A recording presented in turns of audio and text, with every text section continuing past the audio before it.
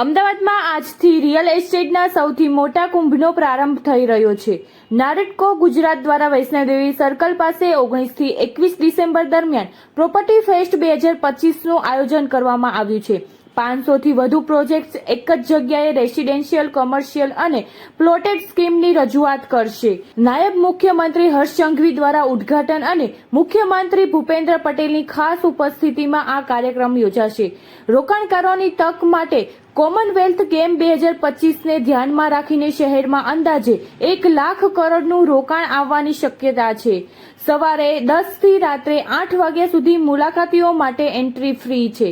જો તમે પણ સપનાનું ઘર કે સારા રોકાણની શોધમાં હોવ તો આ પ્રોપર્ટી ફેસ્ટની મુલાકાત જરૂર લેજો. હું સુરેશ પટેલ, નારેડકો ગુજરાતના ચેરમેન અને નારેડકો નેશનલના માનદ મંત્રી તરીકે જવાબદારી સંભાળું છું. આગામી તારીખ 19, 20, 21 ડિસેમ્બર શુક્ર, શનિ, રવિ 2025ના રોજ આપણે નારેડકો ગુજરાતના ઉપક્રમે Sardar Patel ring road, Vaishnodevi circle પાસે પ્રોપર્ટી શોનું આયોજન કરેલ છે અને એમાં 500 કરતાં વધારે પ્રોપર્ટીઓ અહીંયા ડિસ્પ્લે થનાર છે. કમર્શિયલ પ્રોપર્ટી હોય, ઓફિસીસ હોય, દુકાનો હોય, ખુલ્લા પ્લોટો હોય, 2, 3 કે 1 BHKના એપાર્ટમેન્ટ હોય, 4 કે 5 BHKની લક્ઝુરિયસ બંગલોઝ કે પછી લક્ઝુરિયસ એપાર્ટમેન્ટ હોય, આ તમામનું ડિસ્પ્લે અહીંયા થવા જઈ રહ્યું છે. ઇન્ડસ્ટ્રીયલ એસ્ટેટનું પણ અહીંયા ડિસ્પ્લે થવાનું છે. એવા સંજોગોમાં ગુજરાતભરમાંથી અને દેશભરમાંથી રિયલ એસ્ટેટ સેક્ટરના રોકાણ માટે અને રિયલ એસ્ટેટ ખરીદનારાઓનો વધુમાં વધુ ધસારો રહેશે તેવી અપેક્ષા છે. તારીખ 19 ડિસેમ્બર અને શુક્રવારના રોજ આ કાર્યક્રમનું ઉદ્ઘાટન સમારોહ આયોજિત સવારે 10 વાગે કરવામાં આવ્યો છે. એમાં ગુજરાતના માનનીય નાયબ મુખ્યમંત્રી શ્રી હર્ષભાઈ સંઘવીજી ઉપસ્થિત રહેવાના છે અને સાથે સાથે શહેરી વિકાસ મંત્રી અને નાણામંત્રી શ્રી કનુભાઈ દેસાઈ પણ ઉપસ્થિત રહેશે. ગુજરાત રાજ્યના શિક્ષણ મંત્રી અને એગ્રીકલ્ચર મંત્રી જીતુભાઈ વાઘાણીજી અને પેટ્રોકેમિકલ અને પંચાયત મંત્રી ઋષિકેશભાઈ પણ આ કાર્યક્રમમાં ઉપસ્થિત રહેવાના છે.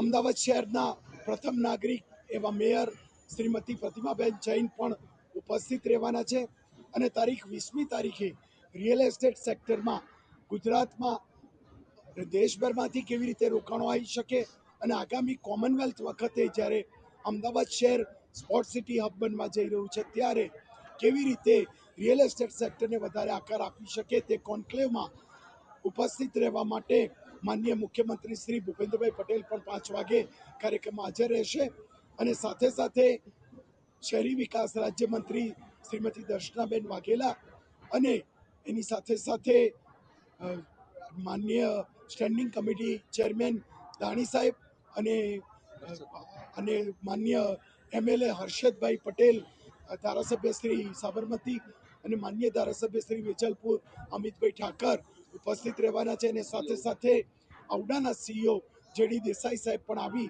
અને રિયલ એસ્ટેટ સેક્ટરનું અંગેનું આપણને માર્ગદર્શન આપશે. 19 તારીખે અમદાવાદ મ્યુનિસિપલ કમિશનર શ્રી બંચીપાની સાહેબ પણ ઉપસ્થિત રહેશે.